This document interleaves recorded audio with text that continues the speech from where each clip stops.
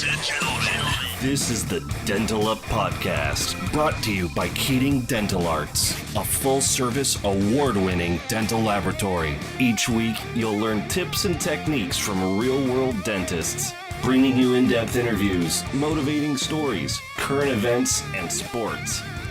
Here's your host, Sean Keating. Hey everybody, Sean here. Welcome to another episode of the Dental Up Podcast. My guest today is a successful Minnesota dentist and software developer who is passionate about intra-office communications and enhancing the patient experience through software and technology.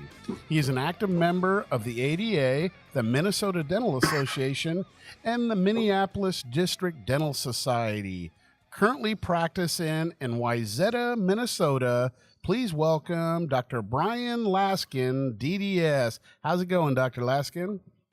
Absolutely fantastic. Thanks a lot for having me on. Appreciate it. Oh, dude, that's so cool. I guess we met up and at the Voices of Dentistry, and that's how we got to get to know you a little bit, and quite a great story of being a dentist and then, you know, that software designer. We got some neat little things you've developed, and we'll kind of get into that here in a minute when we dental up. But you know what, Dr. Lasky, you into any sports out there in Minnesota? You a Viking guy? Tell me a little bit about that. Well, I much to the dismay of my son, who's a gigantic, he loves every single sport. I think my sport is business and software development. Okay. But you know, I guess I've gotten into it through my son. I probably shouldn't even tell you, but he's a Patriots fan too, which I did a lot of hatred for the Patriots. Hey. But he's 10, so maybe he'll grow out of it. He's into winners, man. Those guys win, man, and they're tough out there in Boston, that's for sure. Growing up, I was a Vikings fan, but then I realized that I don't hate myself that much. You know, yeah, it's a hard thing to be.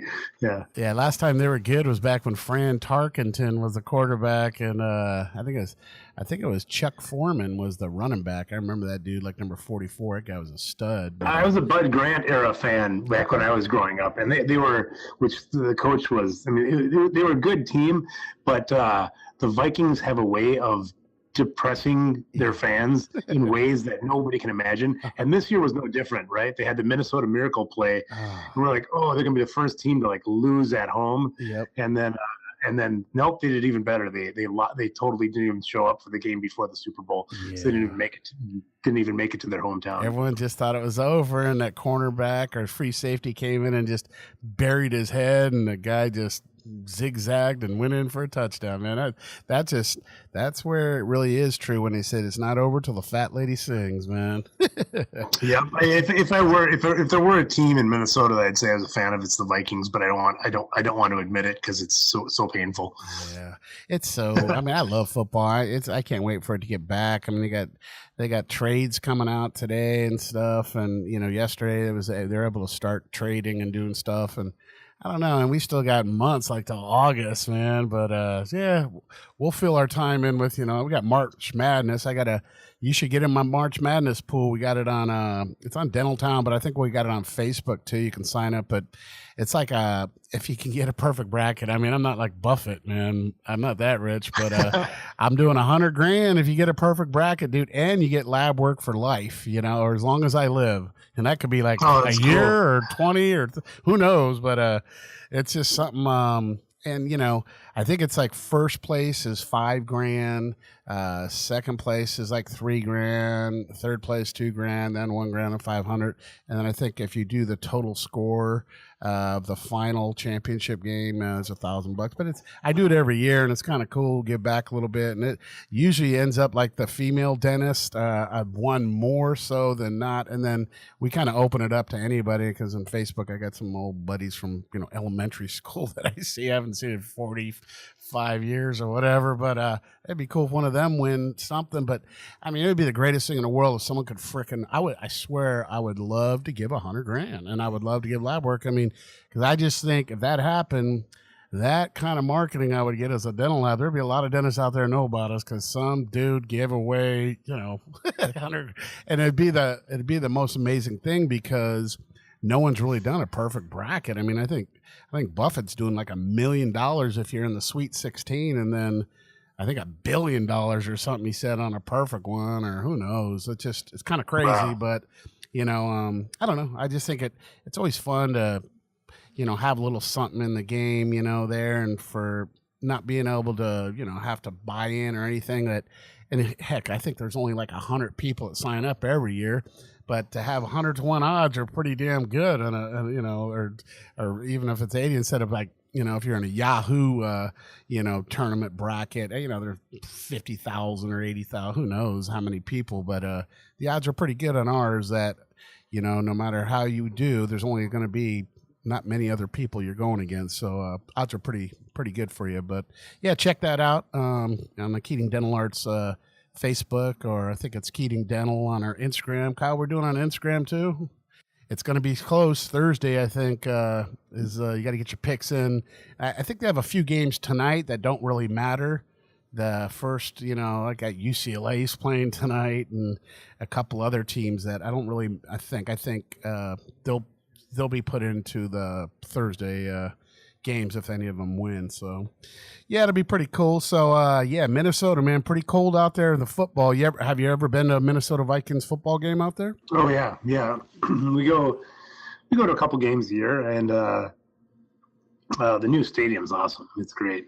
Yeah, they it's one of those things where it was such a big to do when they put the stadium together, but it is pretty awesome. I've seen it. It's state of the art, and we're excited about here.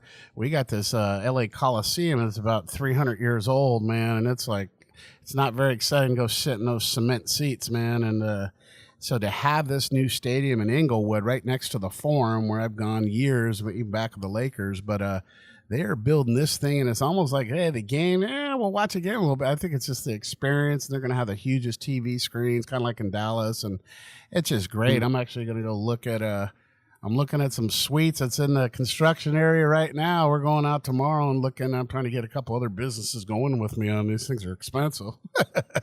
It's pretty cool little setup, man. But and they got them about 20 rows back. Some of these suites that, they're towards the end zones, but you're not too far from the field on these suites the way they're doing the design of this. So looks pretty cool because the damn seats are regular seats, like the good ones on the 50-yard line or something. That's like $100,000 license you got to buy for each seat, and then I guess you get it back in 50 years or so. 50 years, man, I'll be pushing daisies.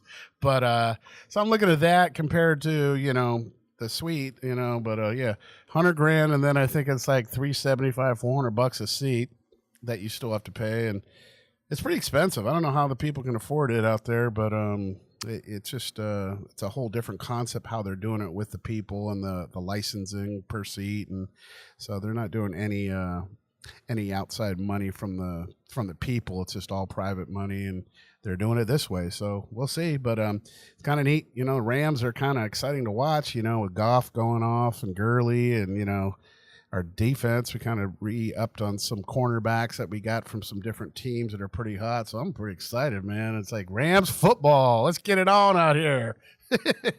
All right, dude, I'll shut up now. Let's dental up, man. So tell me, doctor, what point of your life did you figure that, hey, I want to be a dentist? It's kind of an interesting story because I put so much thought into it, and my thinking, my logic was completely flawed.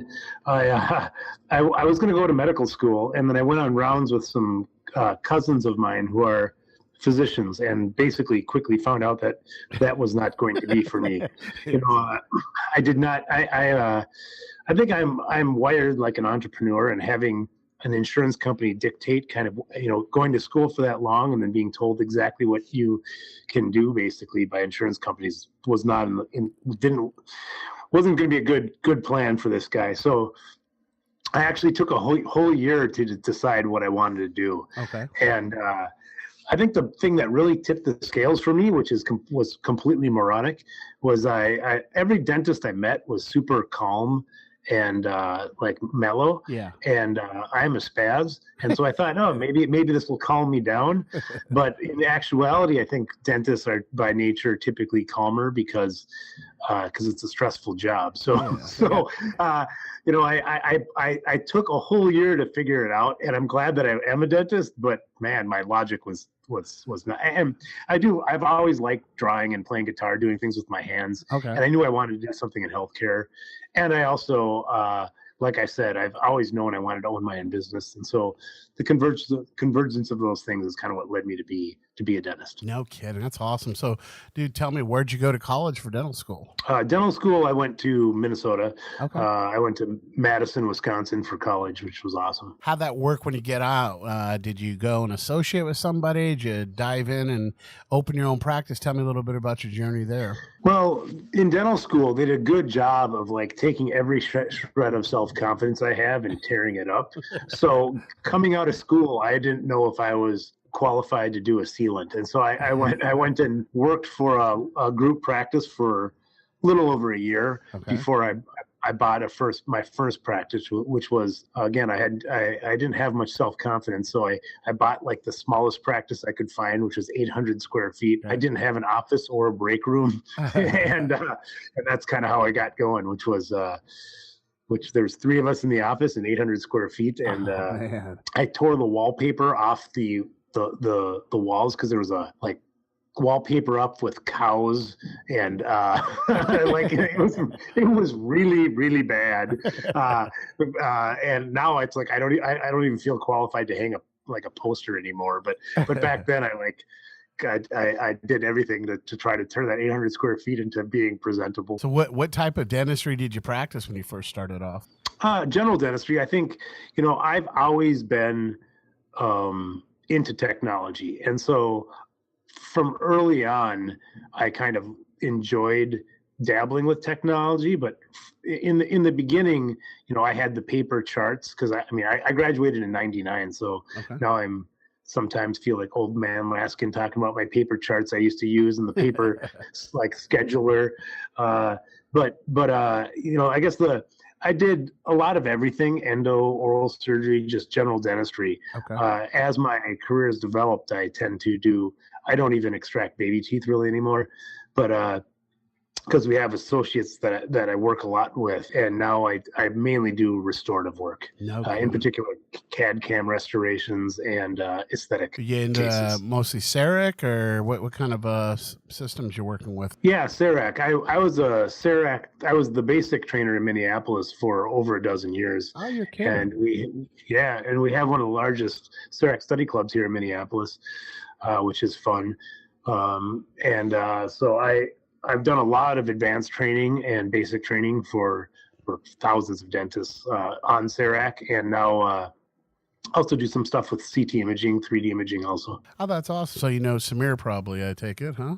I do. Yeah, great guy. Yeah, and actually Mike Skramstad, who is one of the principal guys at CEREC Doctors with Samir, is about 10 minutes down the road, and we actually started the study club together. Oh, perfect. Yeah, he's more than a couple moons ago. He's very talented, man. He's one of the first founding fathers, if you might say. But we started it together at the same time. I just kind of is obviously taken a different path where I've been developing my own technology and focused less on. I don't do much training anymore. I do more development of technologies. Yeah, so you got into software development. Tell me a little bit about that, and it's kind of 2 different sides of the field of dentistry and then software developing. How did you put those together, and what made you want to get into that? Well, they're not as separate as you would think. What happened was about 6 years ago, I bought a building and another practice and moved them, merged everything in one location. And at the time, I was looking for intra-office communication systems. We had a Lightbox system in my last office, which I absolutely hated. It was like doctor to room 1, and went, and it was like Pavlov's dog. Whenever I heard that buzzer, I wanted to just cry. And so I looked at all the intra-office communication systems that were available. I bought 5 of them, and they all sucked. And I was complaining to a friend of mine who has a marketing company in Minneapolis. I said, why hasn't somebody designed it so you can just put an iPad on the wall? Because there's no watches, there weren't smart watches at the time. And why can't you just slap an iPad on the wall and get all the information sent to you before you walk in the room? So when I walk in, I know what I'm walking into. And I could address the patient's chief complaint right away. And I said, and he goes, well, let's do it. And so that's kind of what got me started down this pathway. That was the first problem I wanted to solve, was walking into every appointment prepared. And like within a month, we had a prototype that kicked ass. And so we took it to the Chicago show and saw if anybody would have interest. And as one of our team members said at the end of the trade show, we felt like the prettiest girl at the prom. So that kind of kicked off love affair or obsession, depending on how you want to frame it, with developing what I think are unique solutions for dentistry. How did you get involved with the virtual reality? Is that a separate thing that you're doing too? It's a separate thing, but it's connected because there is a link in Opera DDS, my communication platform. That's a very comprehensive, it's the most comprehensive communication platform in dentistry. Yeah, so tell me, what is Opera DDS? I'm kind of getting ahead of myself. So tell me a little bit about that, and then we can go into it. We pioneered the intra-office communication category with smartwatches. We had the Apple Watch application before the watch was released. Okay. Then we also have pretty much every other aspect of communication that you can think of. We have secure email, digital case collaboration, so you can send cases to labs and specialists electronically. We have full recall, so text message, email, postcard reminders. We have the most elaborate forms that are available, including some pretty cool decision support tools, which is a whole new category that we're pioneering in dentistry. Okay. We have teledentistry, where we can have a patient upload images and forms through your website, so you can talk to them securely, and yet they don't need to log in at all.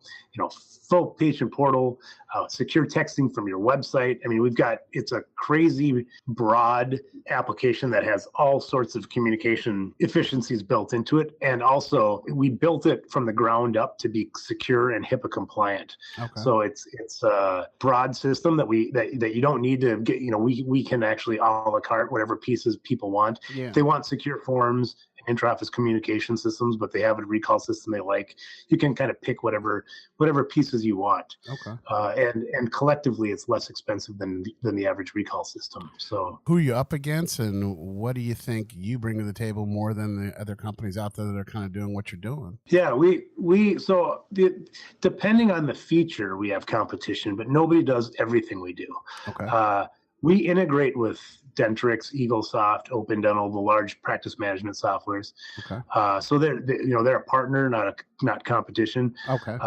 So our major, most people, when they think of software that integrates with practice management softwares, are thinking of recall systems like Solution Reach or RevenueWell or DemandForce, and there's a lot of overlap there. Okay. We do a ton of things that they don't. So we also sit alongside them very well. So if you don't have secure forms, you don't have teledentistry, you don't have secure email, intra-office communication system, there's other competitors in there, but they really aren't. We really own that space. Because that's a personal passion of mine. I feel it's the key to case acceptance is having good team communication. Absolutely. And forms, like I said, we have secure forms, but again, it's other people have their forms are like a piece of paper online. Whoop-de-doo. Our forms are smart forms, so we can actually build tools into them that we're launching a big research study with health partners this month on smoking cessation, because our forms have some powers that nobody else really had in the industry. Okay. So we can actually lead, if you answer a bunch of questions, we can lead you to a decision, so to speak. And so I'd say most people look at recall and they think, boy, that's where your competition is, where in actuality, we have a lot of people that use a recall system and Opera DDS at the same time, because we do a lot of things that they don't. What is the importance of evolving and adjusting with the digital revolution? I think of the digital revolution as being a few different things. One, the explosion of mobile and the explosion of social. And that when you combine those, everybody's communicating more. And as I come in contact with lots of dentists, I see the market is changing dramatically. Yes. It used to be that if the average practice grew, let's say 5%. The delta was very small. The rock stars were like growing 10%, and the people that weren't were flat. Now, if the average practice grows 5%, the rock stars are growing 50%, and the other end of the scale has dropped 50%. And I think it's because people are talking more, and people are looking for technology. Those who don't believe that they are, you should ask your patients, because technology is a big driver. And by technology, I don't mean you need to invest in $150,000 CT scan or CAD cam, but things like having a Facebook page, right, where you post regularly, things like good communication internally, clean office that doesn't have a lot of clutter. You bring in something like, I know that's kind of where we're headed before, is virtual reality. And I think it's amazing for $1,000, you can transform the patient's experience. That's much more impactful than something, let's say, a CT scan, which is great. We have a CT, we have CT scans in our office, and it's fantastic for the dentist. The diagnostic capabilities is beautiful. Obviously, for patient education, it's good. But if you can make it so that the patient doesn't care that you're giving them an injection, right? I mean, that's where the real magic happens. That's where you get that 50% increase in growth versus the other end of the scale. So, absolutely. My CFO always asks me, Sean, is this going to help you get more work, or is this purchase going to add to our bottom line? And a lot of times it does, and it'll make things a little bit easier. But at the end of the day, you got to look at, the pros and cons of bringing on new systems and new things. If it's going to bring value or if it's going to bring pay, you got to really look at that. But it's important, especially younger guys and girls getting into the dental world. You got to know where to put your dollars at, especially in the first 5-10 years. But tell me, how did you get involved with virtual reality? How did that come about too? Well, that's a great story, I think, and I don't tell it too often, but I went to an artificial reality, virtual reality conference, because that's the kind of stuff that I do instead of going to football games. and I went there specifically thinking, don't come up with an idea, because I have a lot of initiatives that I'm going on. I was thinking the last thing I need is something else to do, right? And as people were talking, I was coming up with the ideas and I was squashing them. And then somebody went up and they started talking about the therapeutic effects of VR and the research behind it. And it's incredible how much research there's been on the efficacy of virtual reality treating anxiety and pain, and nobody was doing anything. And the last study they quoted was actually that virtual reality was proven to be the #1 way to reduce anxiety in kids in dentistry. And I went, no. And I was just like, I can't believe this. And so I went right up to the stage and asked the guy if he wanted to work on this together. And I started off working with them. They really couldn't execute, so we took it on ourselves. And now it's been it still blows my mind every time we use it. It works just like nitrous oxide, so I call it digital nitrous. That's kind of our tagline, is because I think it works very similarly to nitrous oxide. But all you're really doing is having a screen a few inches away from the patient's face, and of course there's sound, and it is so effective. Every time I use it, I go, I hope it worked as well as last time, and it does every time. It still blows my mind. That's a trip. So now you're saying that you could put on this virtual reality headset and you do that right when they get to the chair, but so that's just helping with the shot, or is it helping with anesthesia without a shot? Or tell me, it's that tough part at the beginning, getting, especially in the anterior segment, if you're getting shots up in there. But tell me, is that what it's for? Not only that, but since incorporating Opera VR, what I've realized is that the anxiety and pain reduction is incredibly effective, and it works really well. The other piece of it is that you're covering the patient's eyes, so there's eyewear protection. Okay. But think about the hygiene chair. When you're lying back, we become desensitized to this sort of awkward social situation where it's like, well, where do I look? Do I look at the ceiling? Do I look at the TV that's off in the corner? Do I stare at the hygienist's eyes and creep her out? There's no way around it. It's weird. And so we can entertain you, we can educate you, and we can just relax you in VR. Okay. So we have some educational, like post-operative instructional videos. So the eye hygienist can actually click on the website and to control the headset that the patient's watching, because we take all control away from the patient. Okay. You probably don't realize this, but if a patient pulls out an iPod, I just cringe, because it's like, okay, they're not going through playlists. They're going through individual songs so they can find the one song that they want to listen to before they pick the next song. And it's a big pain in the ass. Put it So on we strip shuffle, man. Shuffle it. That's what I exactly. Yeah. But so we strip away all the controls from the patient and give it to the dental team, where they can go on the website, and you can have the patients watch a video on how to brush and floss as they're coming towards the end of the appointment. Okay. So we do a consistent post-operative wrap up that you don't have to do, so it actually saves you time. And for the patients that are anxious, what's proven to be the most effective are calming nature scenes. But if somebody's not anxious, they just don't want to stare up at the ceiling, you can put on entertainment too. No kidding. So I guess you answered my question. Anticipation and anxiety is the biggest turnoff for patients. How do you control that in your facility? So this really does help in a lot of those areas, doesn't it? Absolutely. You did hit on a big thing that I think is important for the dental teams to listen to. Anxiety is huge in dentistry, right? So 22% of people that don't go to the dentist regularly do not go because of anxiety. 10% of people will avoid dental treatment at all costs. So anxiety is real, and how you answer your phone, how big your smile is at the front desk, doesn't get over the fact that we poke people with needles and there's enamel flying around the room, and I think that's something that we try to sweep under the rug, right? Yeah. But the other piece of it is the anticipation that you said, and I think doing procedures the same day is important, not just because it's efficient, but because when you send somebody home, if you tell somebody that they need to have a DO, a number 12, Mhm. right? Come back in a week. For us, it's no big deal. We'll see you in a week. That patient might have so much anxiety that they're stewing for the entire week, and that's building, right? If, however, you slap a VR headset on them, you do the filling right there, the amount of anxiety is dramatically lower. Absolutely. For those of us that do dentistry the same day, it's palpable how much less anxiety people who stay to have treatment done is than people who are coming in a week later. Yeah.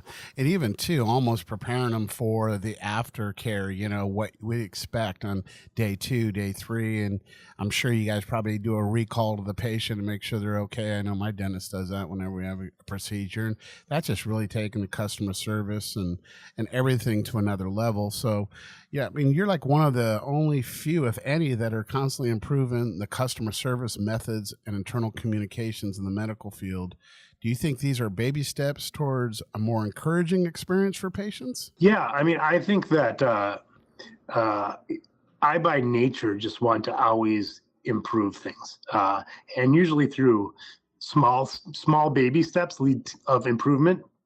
So what I like to say is consistent small improvements is what cause big change, right? Sometimes there's a big leap like virtual reality that transforms things, but most things, including virtual reality, what we're doing now is constant reiteration, constant small tweaking by looking at every procedure every time and looking how you can make things just 0.5% better, and over time that's how we get big changes. Well, we used to say that in football. I had a saying where every day and every way we get a little better. Hey, hit every day and every way. You got to get just a little bit better every day.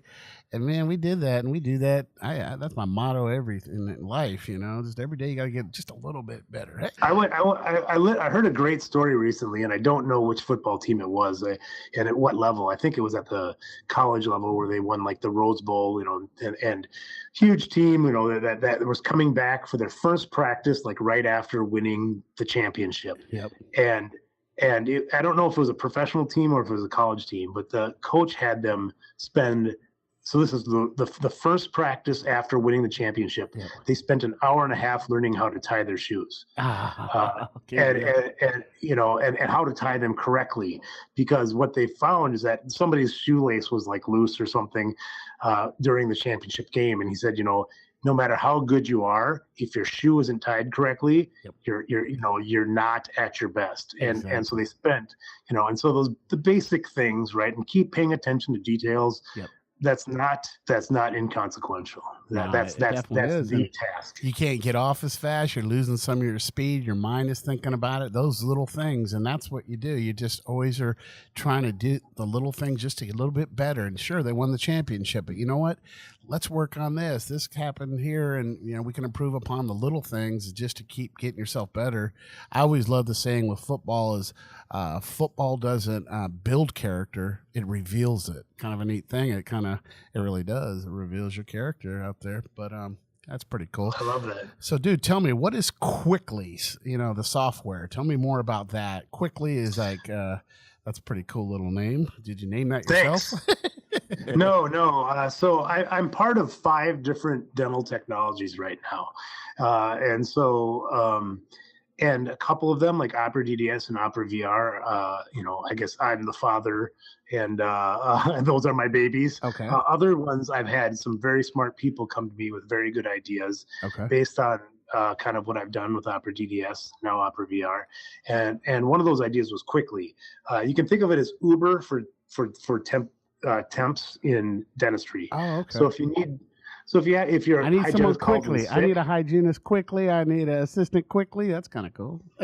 yeah. Thanks. It's spelled a little weird. It's KWIKLY, so it's quickly with a K. Okay. But it's really neat. It works just like Uber. There's, you rate the hygienist, rate the office rates the hygienist. You can give feedback. You can see exactly timesheets immediately in real time. There's a lot of issues, for the dentists and office managers in the audience. They know the pains with calling temp agencies today. You call them and they say, I'll see if there's somebody that can come. And then you go back and forth and, it's a gigantic pain. Yeah. With Quickly, you'll know within minutes. Yeah. Because just like Uber, people wonder why Uber drivers are so much nicer usually than cab drivers. It's because they're not cab drivers, right? These are people with jobs that are just looking to make extra money. Quickly works the same way. Temp agencies typically are filled with. Sorry if you're in the audience and you work for temp agencies, but a lot of them are filled with hygienists that can't find a job anywhere else. Yep. Whereas with Quickly, if you're a hygienist that works 3 days a week, but you want to pay for your vacation, you can join up and just work whenever you want to, just like Uber. So it's kind of a cool application. No, that is, and especially the way you get rated. Like, I'm a big Uber guy, I do it all the time, and I never realized it too, but you can go into your little settings and you can look at your ratings of what all those rides. And I was pretty proud. Like, I'm a 4.87, so I'm just kind of pissed because, like, who's the one? I'm a nice guy and I always tip out and everything. And who's the one that dogged me without a 5? But it kind of makes you want to be good. And the same thing with those guys that are driving. And I can see hygienists and these different people. I'm sitting there, and Dr. Laskin is kind of a knucklehead, so I'm going to rate him at a 4.2. But so other hygienists can see, if your practice is asking for a hygienist, well, he's not as highly rated, or maybe you're rated high. And I mean, it's neat that it goes both ways. And and it's just, that sounds kind of genius, because you'll see guys, God, I got an assistant that just quit, or I got a hygienist that's kind of dogging me, or this and that. But to have qualified people on the go, and you know what, you want someone there in a car in 5 minutes, or if you want someone here the next day, or for an afternoon shift, you got pre-qualified people that are all been vetted, and I bet it's a great thing for doctors that don't need a full-time person all the time too, and they can probably see what their pay schedule and what they need and everything. Does it kind of have that all too, and where it's got a built-in tip at the end of it? Oh yeah, well, there's no tipping, but it's flat rate, so you know exactly how much you'll pay, which is great. Because some other agencies, they have like variable rates, which really don't make any sense. And because we're cutting out all the middleman, even though it doesn't cost more than any, it's actually on the lower end of the temp agencies. Yeah. In the area, the hygienists make more. So it's because there's not all the basically the middleware of people that you have to that you have to support. Well, I kind of want. And it's funny. I think you pointed out why everybody should use you as your lab, because you're a 4.82 and you're pissed about the one bad rating. 4.87, dude. 4.87. Oh, sorry. Well, sorry. I demoted you. I'm sorry. No, but it's important. People get weird like that, and they strive to do good in a way. And I think that is a real genius thing that they did, and what you're doing there with the Quickly software. That is really, really neat, man. You get me excited with the little things like that. Now tell me, what are some of your marketing methods for different, staffs and trying to grow their practice? You touched a little bit on like Facebook and social media. Everything's going to a phone, isn't it, man? I mean, these big dental journals that I'm paying $10,000 a page and for those, and the direct mail and all that, and then the big dental conventions. I mean, it's expensive as heck. And here you can kind of go to this interweb and it's kind of free, but it's time. And, if you want to do pay clicks and stuff like that and follow people around, that kind of pisses people off a little bit, I think. But what are some of your, ideas for different practices on growing their practice out there? Well, you probably didn't know this, because I just about 2 weeks ago made an investment in a social media company, because I feel so strongly that social and video are going to be the marketing platforms of the future. I'll tell you a little about it. It's just called Evergreen. The URL is evergreen.to, like takeout. Okay. And what's cool about this is that Lou, who created Evergreen, he actually had the very first Facebook marketplace and sold that off for some money, and this is his second product. Okay. And what he's found, so in case you're not aware of what Evergreen content is, it's something you can post at any time. So it wouldn't be like a Happy Halloween or Dr. Jones had a baby. It's the stuff like how to brush and floss, things that you can post at any time. Okay. And he's done a lot of research, and I'll just distill it down for you. That what he found out is that people way overvalue the quality of their content, so they feel like they have to have the perfect post, and nobody knows what that even means. You never know what's going to be a hit and what's not. And they totally undervalue how often they should be posting, because the way social media works, you can't annoy people by posting too much. It won't let you, but people will not see your post if you just post it once. And so what Evergreen does is it creates a big online repository where we put, like for dental offices, we put 365 images in there, and it just starts posting once a day, twice a day, how many times you want to do it. And so what that does is it's kind of like radio, where you want to be in the face of your patients all the time. I believe strongly that and this is something that's said all the time, but I don't think dentists actually understand how powerful this is, that by far and away, your best opportunity is to market to your existing patients. Yes.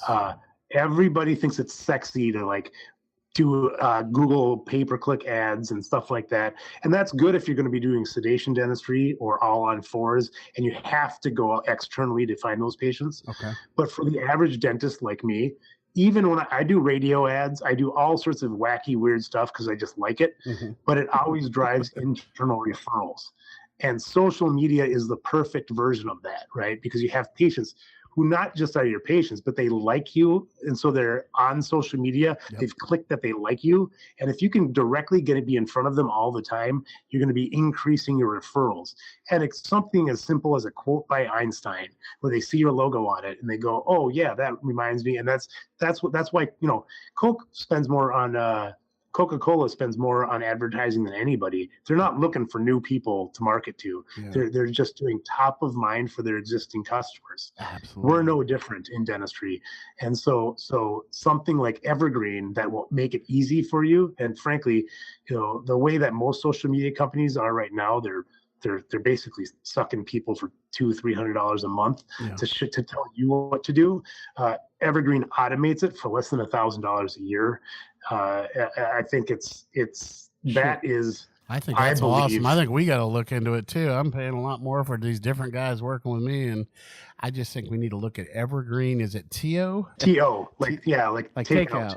Yeah, because I'm always worried that I when I get on Facebook, I'm kind of new to it. We've done it as a company for a few years now, and we just play with it a little bit, and we do some stuff. But I'll see my hokey ad, or I'll see something, and I see it pop up every once in a while. And I'm thinking, God, these guys got to be getting sick of it. But like you said, no, it's just such a feed that goes through. They're not going to ever get sick of it, or maybe, who knows? They don't, and that's the other thing is that if people like something, because where they'll see it again is that they click that they like it, right? Oh, okay. That's how they might see it again. Okay. But there's a reason why they liked it, right? And so you'll see it again, and you can still do your own posting. You can put your own evergreen content in there. So if let's say you take a picture of the team and say, we've got the greatest team in the world, right?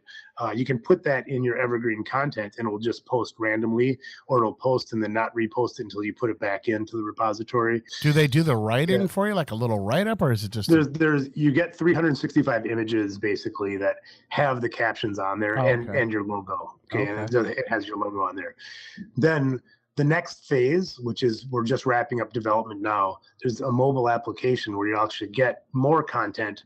And if you swipe left, it tosses it out. If you swipe right, it puts it directly into your Evergreen account. And if you swipe up, there'll be like a Snapchat like filter on your phone that you can, you can put a funny, filter on it, or write your own quote on there or whatever, and then put it into your Evergreen account. And if they swipe down and you're on a date and it's do whatever you want, or how's that work? Well, that's phase 3. Yeah. That's phase 3. That's a Tinder thing, isn't it? No. Yeah. Once a good friend of mine was showing me something of a picture on Tinder from one of his accounts, and I've been married for 20 years. I had no idea what the hell Tinder was, so I was just swiping right to look at pictures, and he freaked out. Don't do that. She's gonna be here in a minute. Oh man, I don't think he's ever been madder than me. Yeah, swiping right. We'll meet old Bertha. Here she comes. Gonna hook it up. Lordy help us. You mentioned in another podcast that you're very obsessive about the customer experience. What made you focus on this? Yeah, I think I'm. I guess the real answer is when I was in dental school, I struggled. I used to joke that I wanted to come out with a scholarship for the median in the class, because you could basically put the middle of the class on me every single time. I was not like the rock star at all, and so I was. But I'm very competitive, and I have a kind of a strong drive to succeed. So I was worried about coming out of dental school. If you're in the middle of the class, again, illogical thoughts by Brian Laskin. But so I read a book in dental school called The $1 Million Practice, and it basically talked about, you could distill it down to 2 sentences, really one. Do everything from the patient's perspective, and don't hurt them when you give them an injection. That was pretty much the entire practice, the entire book. I'm glad I read that book, because that's pretty much been my philosophy ever since I got out of dental school. Was look at everything from the patient's perspective and not to hurt them when I give them an injection. And that's the golden rule. That's perfect advice. I mean, that's what I want. I don't want to feel that shot, and then if I'm numb, I'm fine. But put some virtual reality headphones on me with the Sports Illustrated swimsuit edition or something, and I'll be happy as a what. But yeah, it's funny, because I think most dentists say that they look at things, we're patient focused, but I work Monday, Tuesday, Wednesday till noon. That's actually kind of like my schedule, but we have the office open till 7 to 6.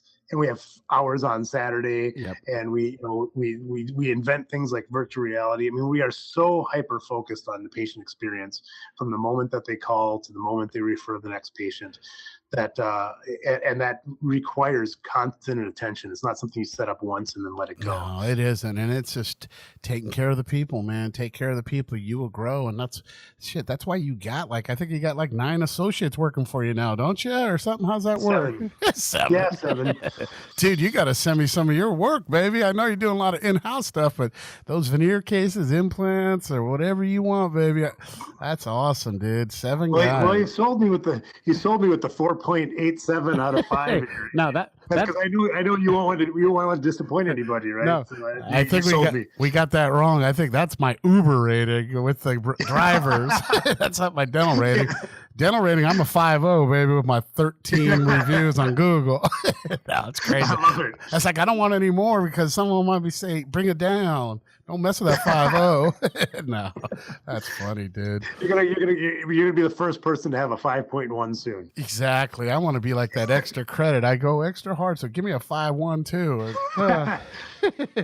All right. So, what are some of the do's and don'ts that you'd like to share with up and coming practitioners? Some of the do's and don'ts. What could you say there? I think it's not to lose what we discussed about earlier, not to lose the patient perspective. It's easy, when if you get out even a couple of years to say, I get that, to keep a beginner's mind, Yep.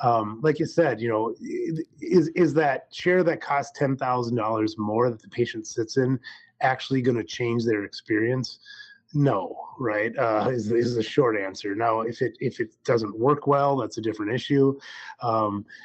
As you're looking to grow and develop your practice, really look at it through the patient's eyes. Absolutely. And think, what is going to move the needle? What do patients actually care about? What's in it for them and my team. I think that's another big piece that people miss. Yeah. Like Richard Branson said, you can't take care of your customers if you don't take care of your employees. Exactly. So take care of employees first, yep. Patients second. Because if you take care of your employees, they take care of your patients for you. Exactly. That's probably a good one to leave it on. I think focus on keeping your staff happy. Hey, I've said that so much. Your life easy. You're only as good as your people, man. I don't care if you're a plumber, absolutely, a painter, or whatever. Take care of your people and treat them really good. Pay them well. And good things happen because they take care of all your customers, your patients, customers, clients. That's just the way to do it, man. In any business, take care of your people, and that's why I got a bunch of happy people here. I take care of them. They don't want to leave me. Sometimes I have to let them leave me because I don't want them here anymore. No, it's good. Liberating them to find the right position for themselves. Right? It's like a piece of the puzzle trying to pull everyone together, and. I got like 100+ people here, and it's as easy as managing 3 people because you just get good people, take care of them, and it helps. People always say, God, how do you do it? Having other people? I go, this is really nothing. It's like having 2 or 3 people. If you just have the people in the right spots and take care of them and empower them and don't, frickin' micromanage. I'm not a big meeting guy. I'm not a big micromanage dude.